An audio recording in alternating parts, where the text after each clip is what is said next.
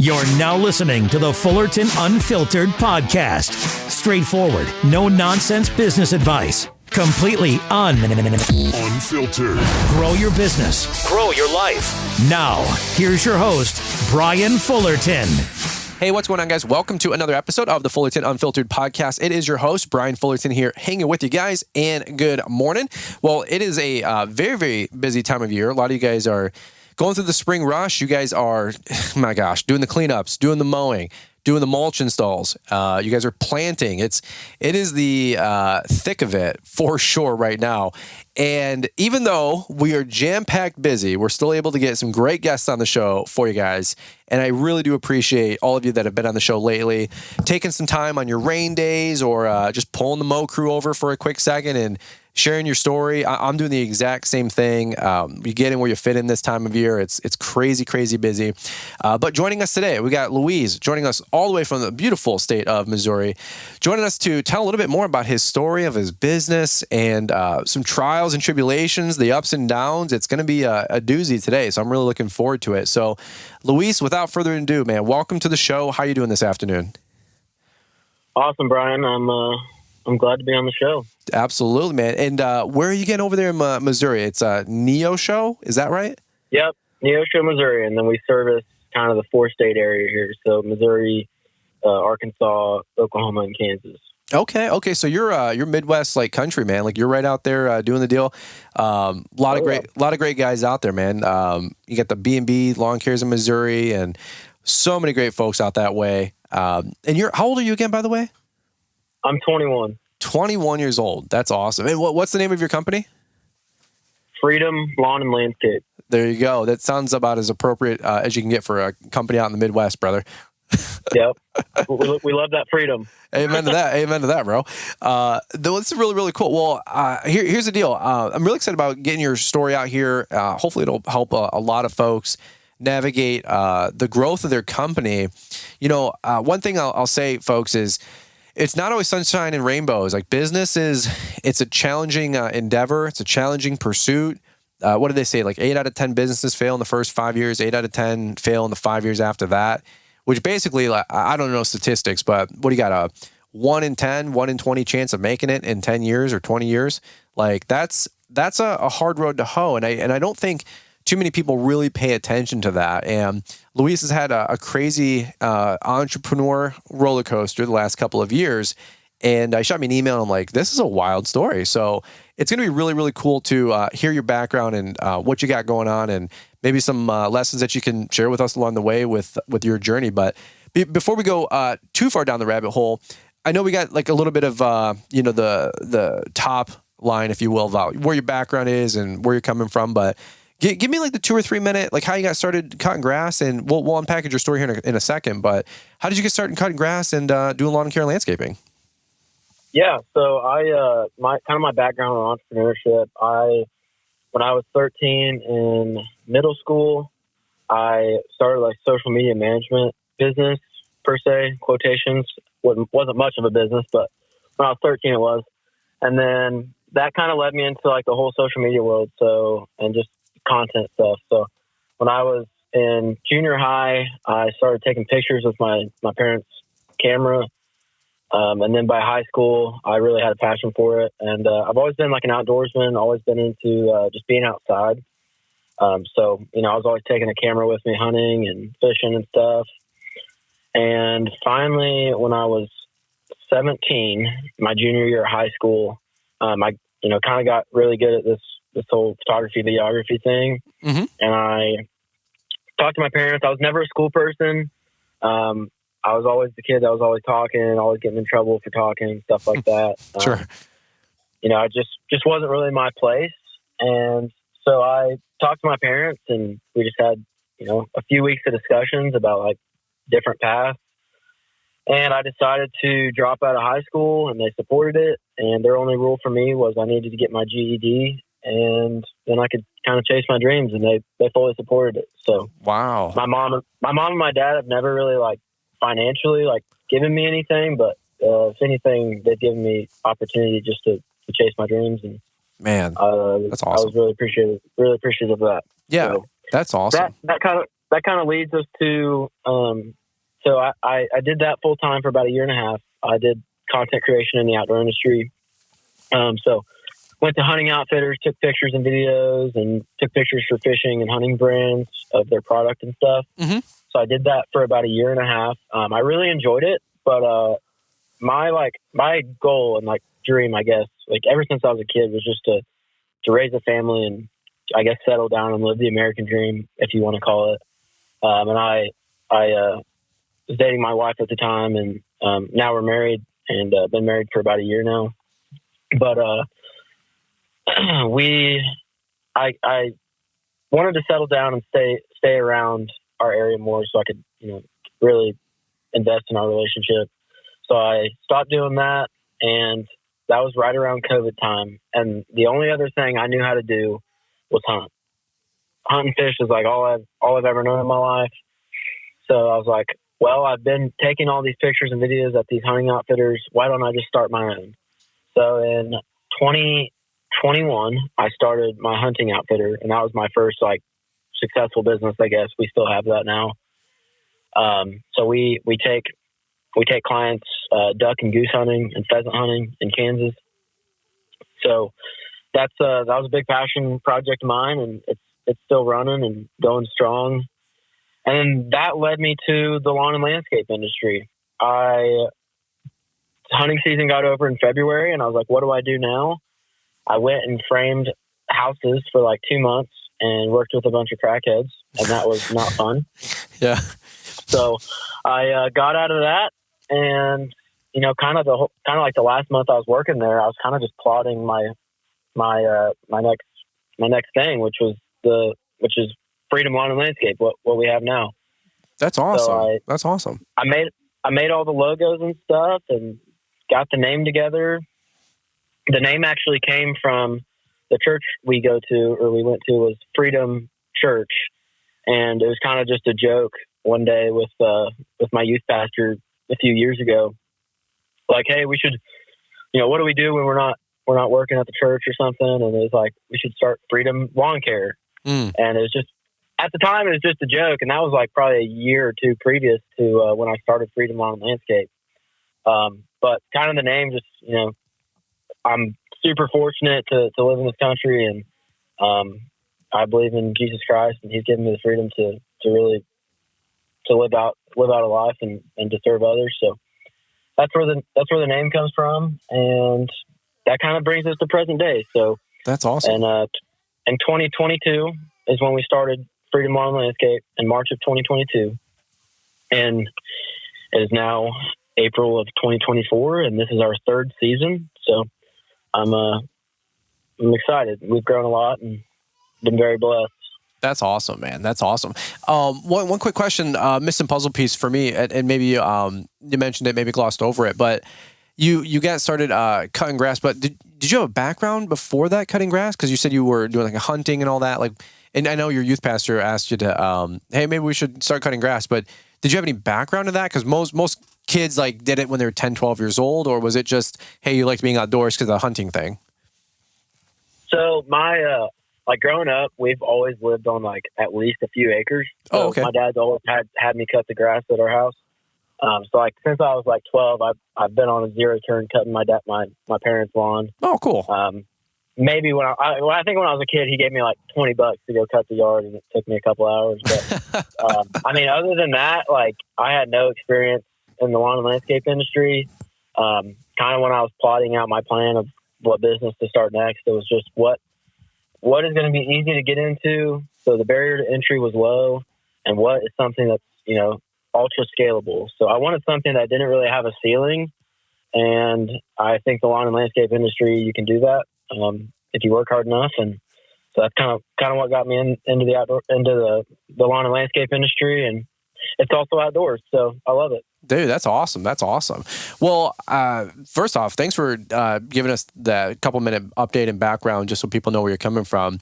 And it is really cool. There's so many folks that from the church, or they're pastors or youth pastors, or they work and serve in the church, and then of course from there it's usually like municipality or fire or police. Like folks have a couple like split schedules, so they're looking to make extra income.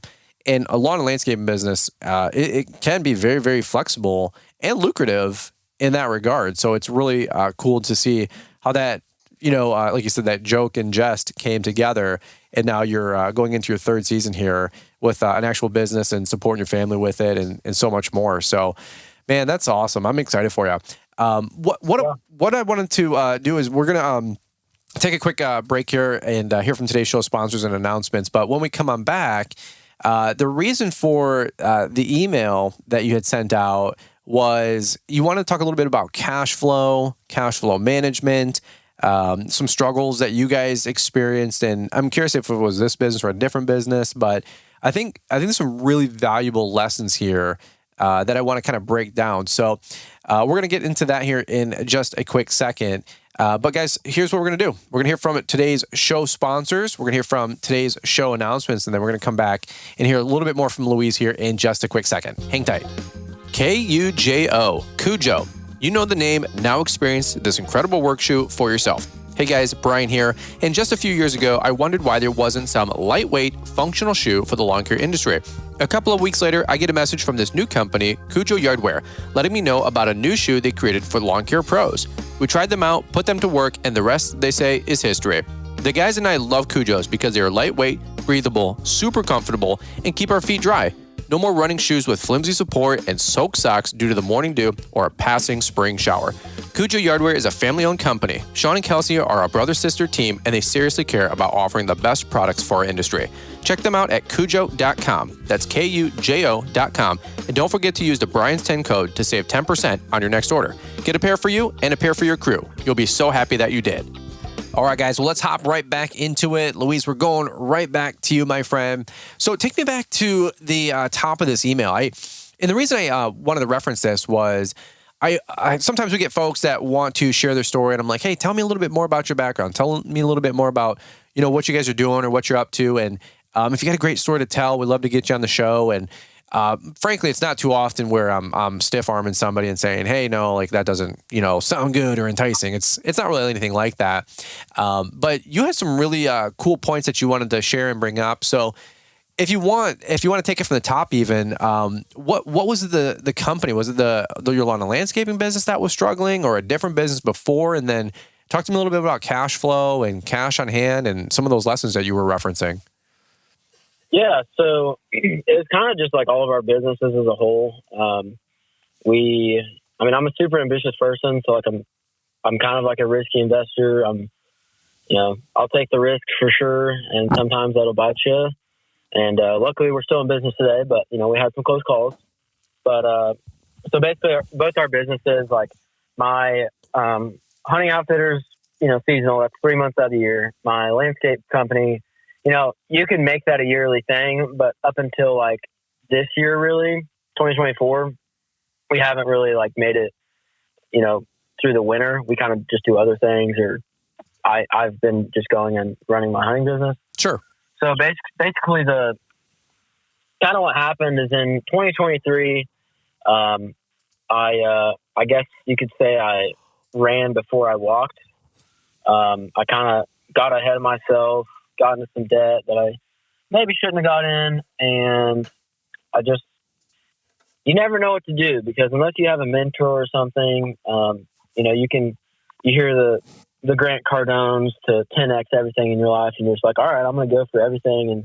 And, full send it, you could say. Mm-hmm. But, and then there's some that are like, the Dave Ramsey's of the world that are just like, don't go into any debt and be super, super safe with your investing and stuff.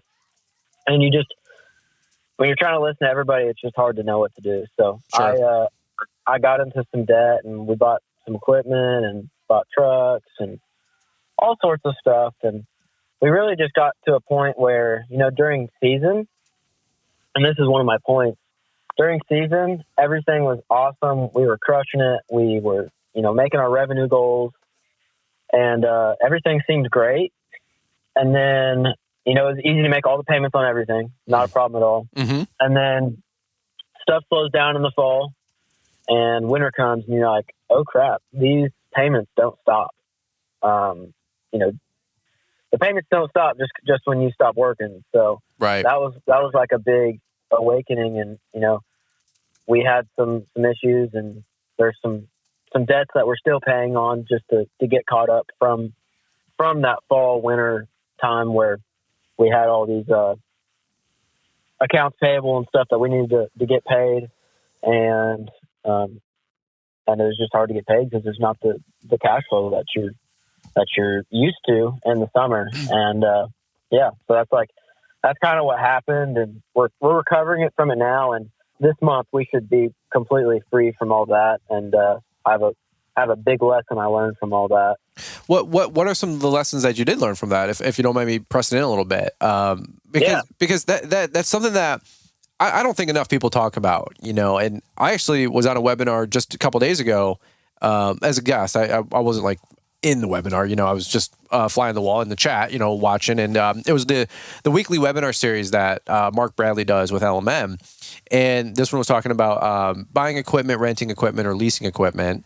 And I asked a question about cash flow and cash on hand and growing costs money. And it was really cool. Mark eventually made it to our question and gave just a stellar answer in response and taught me some things for sure.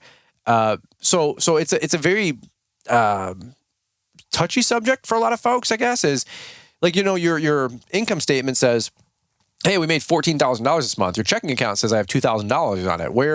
Where's my $12,000 cash and profit I'm supposed to have? And I notice a lot of folks run into that issue, especially when they're trying to grow. We're subject to that too. We're buying new stuff. People are like, oh, you're killing it. I go, well, maybe I have $1,000 in the checking account because we just bought 20 grand worth of stuff. Like you never know. We're doing pretty good. I'm fiscally and financially pretty conservative in most regards, but there's times I joke on the podcast, hey, 1 minute you're up 20 grand, 1 minute you owe somebody 20 grand. Like that's the truth. And that's what I've noticed has been my company's journey. And some people are like, well, we grow at the speed of cash. Hey man, that might work for you too. It might take you 10 years to do what you can do in 3, but of course to each their own if you would have leveraged money. So let me ask you a little bit more, like talk to me, how did that parlay and work out good or bad for you guys? Yeah. So first thing I want to preface to anyone listening to this right now, if you are going through financial struggles and you feel like you are the only person and that you're dumb because you've got yourself in a financial situation that isn't the best, just know that you are definitely not alone, and you could probably go meet any entrepreneur that's very successful and they will tell you I've been dead broke before and entrepreneurship has almost crushed me. Sure. I agree. So big thing, don't feel like you're alone when these things happen. It does suck when it happens, but you're not alone, and there is sunshine at the end of the tunnel. So some things that I learned that kind of got us in the situation, and some things that I learned to get out of the situation is, first off, I learned that so everyone thinks like, okay, we need to get to a point where the owner, which would be me, can exit the field and, just run the business side of things and, not have to go do the labor. That's all great and fine.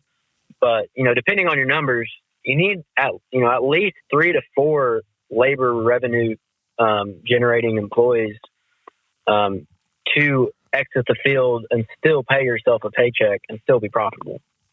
And I kind of got myself in a situation where, like, I was hearing, a bunch of people say, yeah, get out of the field, just go sell work. And, you don't have to go be the one doing all the labor, which sounds great. But you really, like, if I could recommend anything to anyone, make sure you have about, a minimum of 4 guys or something in the field producing revenue, depending on your numbers, which this is not financial advice. You talk to your CPA and all that stuff, but my number for our business is we need to have 4 revenue generating employees for me to exit the field and start selling work and start, building the business side of things. Well, in the summer of 2023, I exited the field and I had an office admin I was paying, and we only had like 3 people in the field, 4 at times mowing, but our mow routes were super, inefficient, not super profitable. So we had 2 non-revenue generating employees per, 3 or 4 revenue generating employees. And as you know, just hearing that, like, that ain't going to work Sure. when it comes to cash flow and stuff. So that was my first like big issue that kind of like, if I had to pick one thing, that probably kind of pitched us into the whole issue. So, was it not just having like enough work or profitable work? Like, were you getting better at knowing your numbers, quote unquote, the old cliche? Like, quantify that a little bit more for me, because a lot of guys will have 3 or 4 guys in the field and they might not be making any money either, though. Like what changed for you guys in maybe the last 12 months for that? Yeah, I knew. So we had an idea of our numbers. Like, I figured it out before. And, is it within the penny? No. Is it within the dollars? Yes. And we had an idea last year, but until I figured out, like, hey, for one, you need to know your numbers, but for 2, you have to, like, it's great to know your numbers, but if you're not ready for the place that, like, let me go back. If you aren't ready to exit the field and you're not producing the right amount of revenue, you will not be profitable. Mm-hmm. Something that someone told me is like, there's this, there's a wall in every step of being an entrepreneur. There's a wall that you're trying to climb over to get to the next step. Well, I was on step 1 and I was trying to get to like the step 4 or 5 of, the perfect cuts and being like all those guys and trying to build that company. But like, you got to remember there's steps in between step 1 and 5. You can't just try to jump over step 2, 3, 4 and get to 5, because you're going to crush yourself. So kind of what I learned is like, you need to, break down the wall of step 1 and then break down the wall of step 2, break down the wall of step 3, so on and so forth.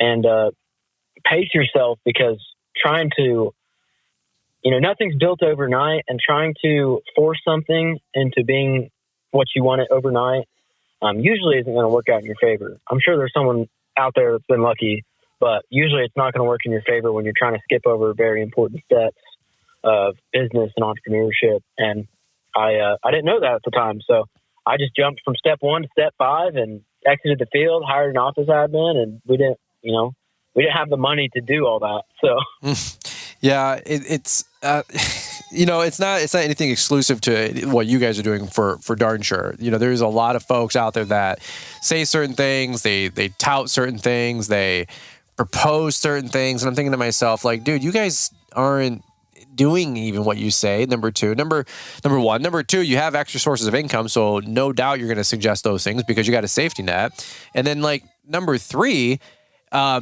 long have you been doing this for? It just depends. Like, if you've been touting off this advice for 12 months, like, I don't know if I'm going to take your advice versus somebody like Corey Ballard who's been doing this for 25 years, and he's giving out advice that's probably pretty conservative, probably has ran the test of time, and it's battle tested, So just, I guess I say that with just saying, folks, just please be careful who you hook your caboose up to in life. I'm not putting anybody up. I'm not putting anybody down. I'm just saying, please be a wise consumer of information out there. Just because somebody's got new trucks or flashy equipment or big numbers on some platform doesn't mean they're Donald Trump Jr. over here, okay? And I'm not trying to position ourselves up or down or left or right. You guys can listen to my content. You know exactly where I'm at. And we're slow and steady wins the race. I will admit to that. I'm not trying to go to $5 million the same time next year. Can I go to $1 million? For sure. Can I go to $5 million? Yeah, anything's possible. Are we trying to do that? No. We have a game plan and an approach, and that's what's going to work for us. So I love what you said there. I just had to give you a little bit of a +1 in terms of like, man, I feel you and I relate to what you're saying. Yeah, that's great. Let me ask you this: with cash flow, how have you remedied your cash flow, your cash on hand? Any lessons learned over this last 12, 18 months with getting paid from customers, getting paid faster, charge cards on file, bigger deposit checks, more draws on bigger landscape jobs? Like, is there any one thing that you were like, dude, we can't, like, invoicing. People are still invoicing and they're not doing a charge card on file. And I think that's just suicide. Like, why would you give somebody 30 days of work, then give them another 30 days to pay? Like, that's absurd, So any thoughts or contributions on that one? Yeah. So when it comes to collecting money, collections, right now, if you're a mowing customer of ours, we only do monthly prepay and we only do credit card on file. So like those, if you can't pay those two ways, like we're not gonna, you're just not our customer. Sure. And we make that very clear from the start. And have I lost customers from that? Yes. But if someone's not willing to do one of those two things, they're probably going to be a problem. Sure. And they're probably going to take longer to pay. Because, if you're a paying customer, why wouldn't you do one of those two things? So that's our system for mowing. So credit card on file or monthly prepay, that makes sure I always get what we're owed. Yep. And then when it comes to landscape projects, on residential, we do 50% deposit up front and then 50% on completion. Or if it's a project longer than 2 weeks, we'll do a draw, like a 25% draw at 2 weeks, the 2 week mark.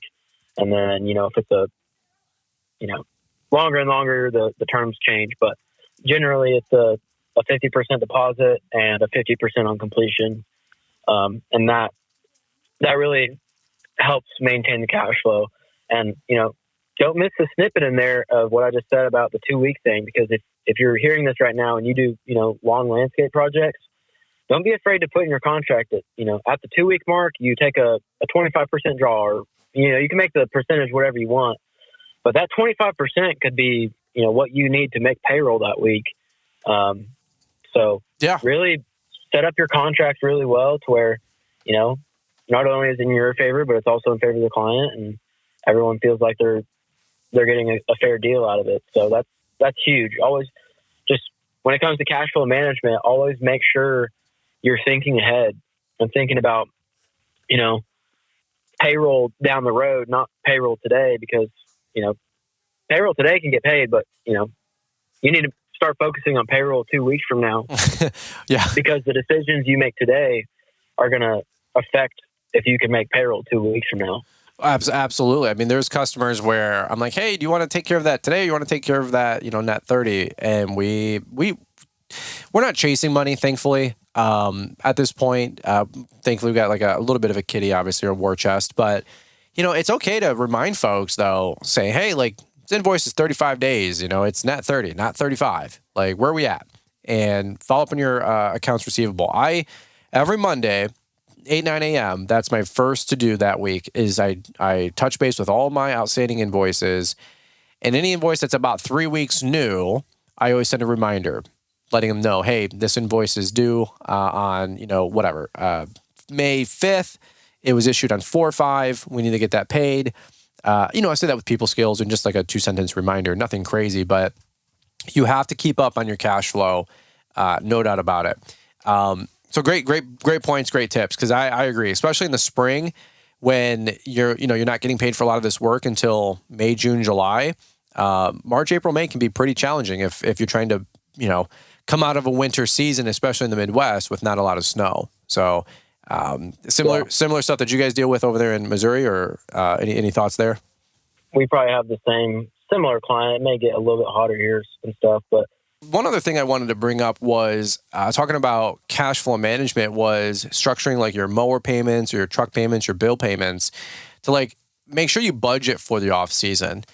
Did you guys have that the last 2 or 3 seasons factored in, or was that something that admittedly you got caught with your pants down and went, oh no, like we had stellar cash flow in the summer months, 7 months of the on season, and then 5 months of the off season? Any thoughts on that? Like, did you guys put a little bit away, or were you going into November hand to mouth and then went, oh my God, we still have 4 months to pay this without any work coming in, Yeah, we definitely got caught with our pants down.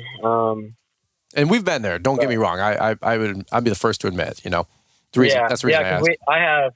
I have our main truck payment. My other truck is paid off. And then we had a skid steer payment, which those things are no joke.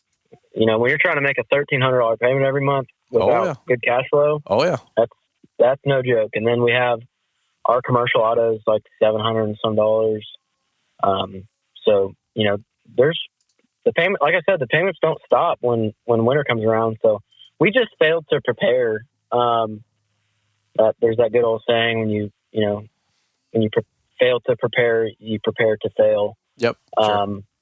And, you know, we did that because it just totally slipped my mind to not think about, you know, we're going to need money to pay all this stuff, and especially keep our guys. We're going to need money to do that. And, so what I did to keep my guys busy this winter is I actually, bought a rundown house, and we flipped it, and I used a private lender on that. I'm into some real estate. I have a real estate group I'm in that I had a private lender from it help me out on that. So we used none of our own money to get it. So if I had to say one thing that actually kept us in business this year, it was that flip house, because my private lender fronted all the money for it. I had no money into it.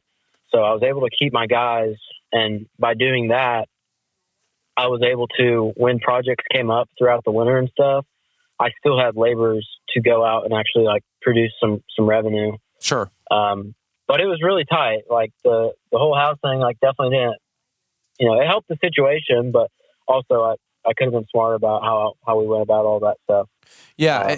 And again, you don't want to necessarily rob Peter to pay Paul, but thankfully you had multiple sources of income coming in to be able to bridge that gap, Yeah. Yeah. Looking back on it, if I could go back and redo things, I probably would have picked one venture or something to really just put all my apples in and work really hard at just that thing. But I am where I am, and, it's a lot of hard work and definitely tiring and stressful, but it has provided me capital to make it through times when there is no capital, because my capital from my hunting business, because we still have that, at times that was what was floating my landscape company. And then the capital from the house flip, that floated us to just keep our laborers on. Mm-hmm. So when we did need to do a landscape project, we could. So I'm, it's good to have kind of a diversification to stay safe. But at the same time, focus on maybe one or two things and just do them to the best of your ability until you're to a point where the seed that you've planted is starting to sow fruit and give back fruit, which would be profit and stuff to put into other things. Yeah. Yeah. Well, I to take it from the top, I love what you said a few minutes ago. If you are failing to plan, you're planning to fail. And don't get so caught up, if you guys are listening, into just grow. The money will always be there. We'll always close sales jobs, or winter, it always snows. I will just tell you, those are red flags. Doesn't mean that there's not truth to those, but at the same point, it's okay to live a little bit more conservative. It's okay to have a war chest of 2-3 months of operating expenses in the bank, or 6 months in the bank. We've evaluated a lot of different conversations like that, especially post-COVID, when you're like, hey, you're forced shut down, and we have a burn rate of 8 months. After that, there's no company because there's no money, and or what are we selling, and or who are we laying off, and or how are we minimizing expenses.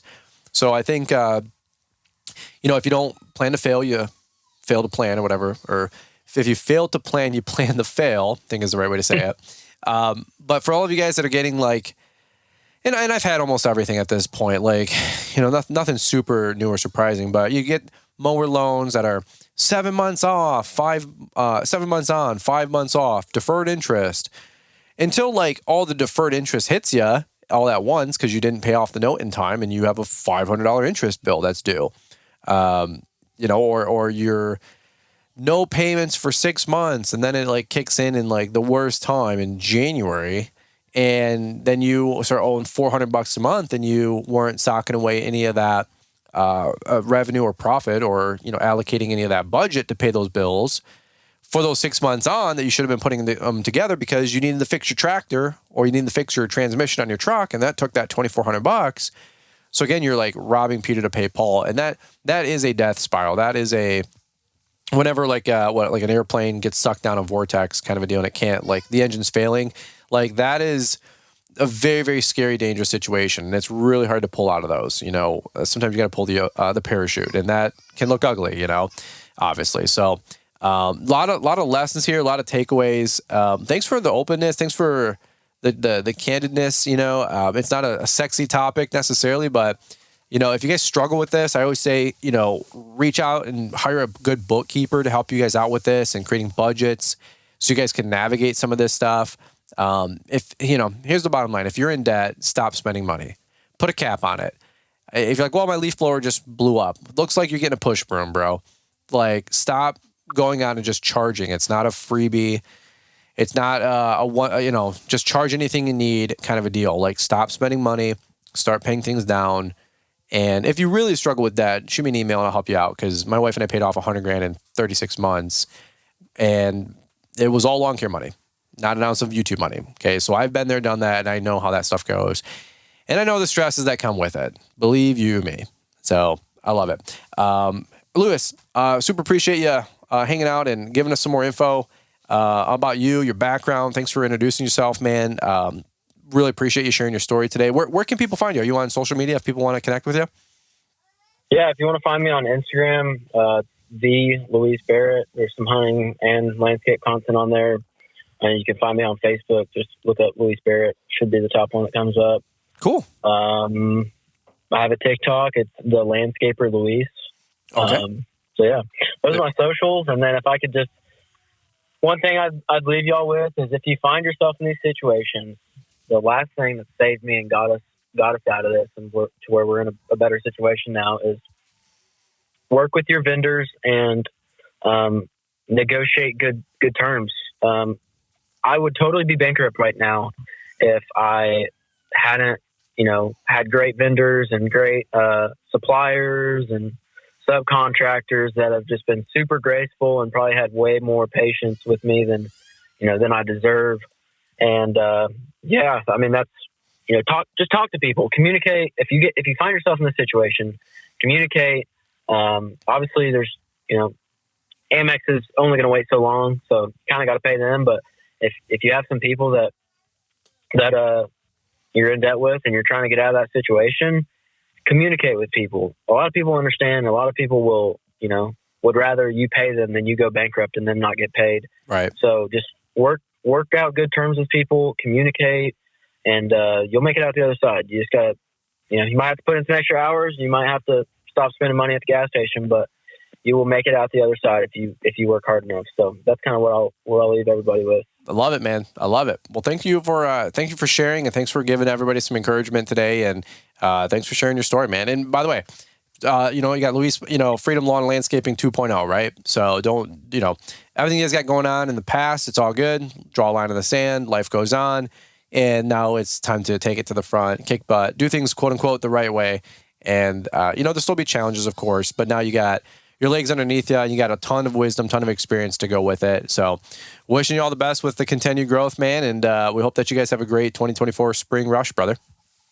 I appreciate it, man. Thank you for the opportunity to come on the podcast. You bet, man. All right, guys. Well, hey, that's what we'll cut it for today. Super appreciate you guys listening in. New podcasts every Monday, Wednesday, and Friday. We're always here for you guys. So thank you so much for listening in. And like I said, sometimes we've got solo shows. Other times we've got great guests on and you guys sharing your stories. If you got a great story to share, sort of like Luis here, shoot me an email, let me know, and we'll exchange back and forth, see if it makes sense to get you on the show and share what you guys got going on. But always appreciate when you guys take time to be on our podcast and pour into the community and continue to help us grow everything that we've got going on and continue to help you guys grow everything that you guys got going on. So that's what we got for you guys today. You guys have a beautiful rest of the day, and we look forward to catching up with you guys here on the next one. Kujo, Cujo. You know the name. Now experience this incredible work shoe for yourself. Hey guys, Brian here. And just a few years ago, I wondered why there wasn't some lightweight, functional shoe for the lawn care industry. A couple of weeks later, I get a message from this new company, Cujo Yardwear, letting me know about a new shoe they created for lawn care pros. We tried them out, put them to work, and the rest, they say, is history. The guys and I love Cujos because they are lightweight, breathable, super comfortable, and keep our feet dry. No more running shoes with flimsy support and soaked socks due to the morning dew or a passing spring shower. Cujo Yardwear is a family-owned company. Sean and Kelsey are a brother-sister team, and they seriously care about offering the best products for our industry. Check them out at Cujo.com. That's Kujo.com. And don't forget to use the Brian's 10 code to save 10% on your next order. Get a pair for you and a pair for your crew. You'll be so happy that you did. Attention all entrepreneurs, achieve more in 24 with Entrepreneur Academy's Link membership. For a limited time only through April 30th, when you join Link, you'll receive an exclusive offer. Free registration for you and your team to the Equip Exposition in Louisville, Kentucky. Don't let this opportunity pass you by. Connect, learn, and grow your business while staying up to date on industry trends and innovations. Elevate your entrepreneurial journey today by joining Link. Seize this incredible offer and propel your business to new heights. Unlock your free registration to Equip for yourself and your team when you purchase your Link membership before April 30th. You got it. There's a link for that in the show description. Thanks for taking the time to listen to the Fullerton Unfiltered podcast with Brian Fullerton. We hope you enjoyed this production. If so, please consider leaving us a 5-star review for the show. While the techniques and ideas presented here are designed to help you grow a more successful and profitable business, no one can guarantee these results for you. We want to emphasize that entrepreneurship is not easy, and the ideas presented here are just the opinions of Brian Fullerton and his respective guests. No one can guarantee success for you. That being said, we hope the ideas presented here help you and motivate you to go on out there and crush it with your own business. Fullerton Unfiltered Podcast. Thanks for listening, and we hope to see you on the next episode. This has been a Brian Fullerton and Mr. Producer production.